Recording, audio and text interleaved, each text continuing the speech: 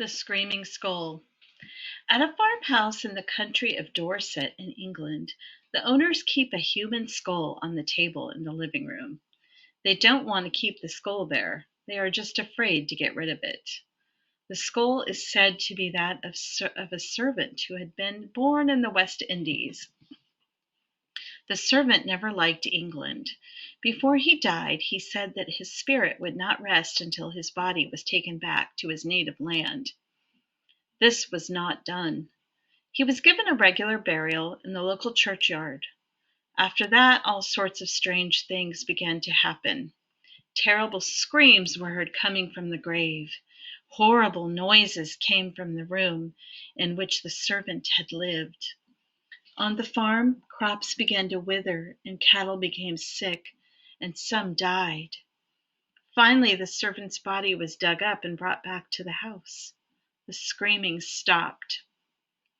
Crops and cattle began to recover. However, the people in the house didn't like having a body around. They tried to rebury it several times. Each time the screams and other noises were heard again. And again there were crop failures and the mysterious death of cattle. So long as the body remained in the churchyard, the farm suffered from bad luck. Finally, the owners of the farm gave up. They decided to keep the remains in the house. By now, there was only a skeleton left. Over the years, bits and pieces of the skeleton disappeared. Today, only the skull remains. From time to time, new owners of the farm have tried to get rid of the skull. It never worked. Whenever it was removed from its usual place, the skull screamed, and bad luck followed. Another skull is kept at a place called Wardley Hall in England. The skull is said to belong to a man named Roger Downes, who lived and died 300 years ago. He was a wild young man who had his head cut off during a fight.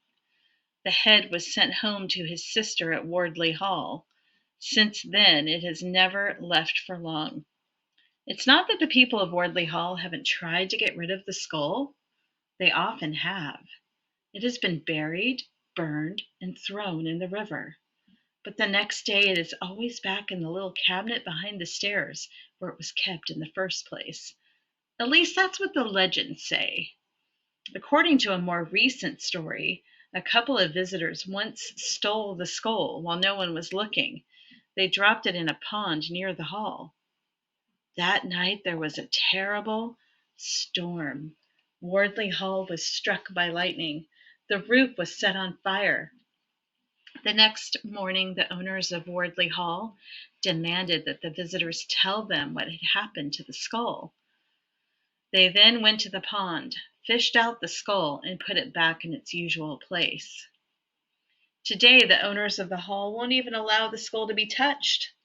They are deathly afraid of what might happen if it is taken away again.